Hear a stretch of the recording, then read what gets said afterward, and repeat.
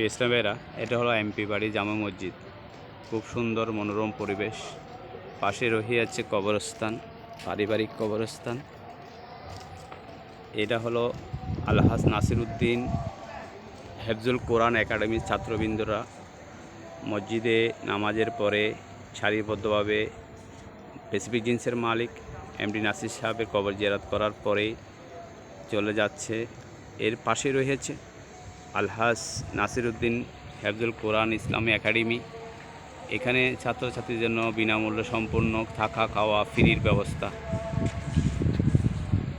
এটি একটি অসহায় মানুষের জন্য একটি বড় উদ্যোগ। এই উদ্যোগকে আমি আমার জিয়াউল হক সিটিজি চ্যানেলের পক্ষ থেকে সাধুবাদ এবং মোবারকবাদ জানাচ্ছি। চট্টগ্রাম সহ অন্যান্য এলাকার মধ্যে যারা বিত্তবান রয়েছেন তারাও ইচ্ছা করলে পারেন এ ধরনের মানব কল্যাণমূলক কাজ করার জন্য।